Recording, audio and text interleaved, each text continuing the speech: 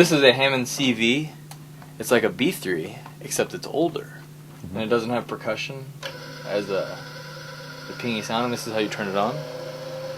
Then you hit the run switch. Now I'm going to assume you don't play this live. I do. You do? You bring it out live? Yeah, we cut it in half right here. Oh, okay.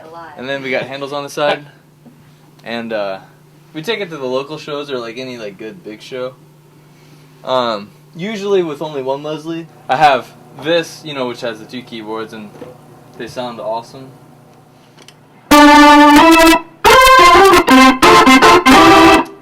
sound like they're supposed to.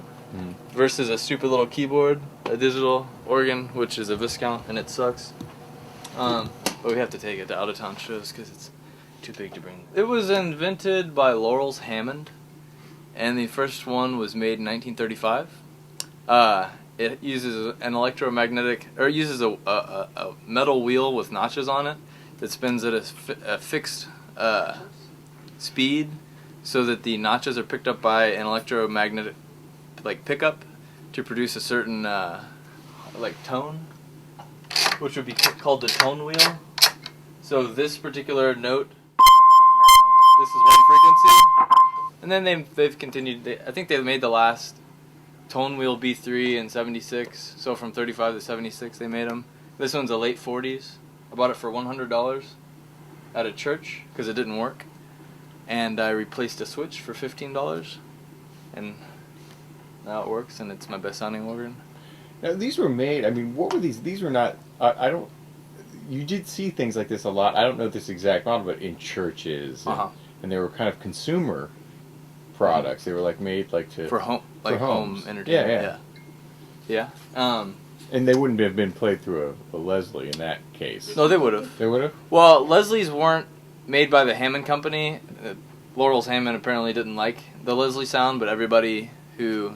The dealerships matched them up because they make such a great tone. Like the sound of it is obviously awesome. So it's just such a great sound that eventually, later on, Hammond bought Leslie and started making them matched up, you know, with themselves. That's what this model is. This is a much later model. This was a '70s model, and these are both in the '50s. This particular organ has gone through a lot because it was in a church that was then closed and condemned for several years, and then later used as a music venue.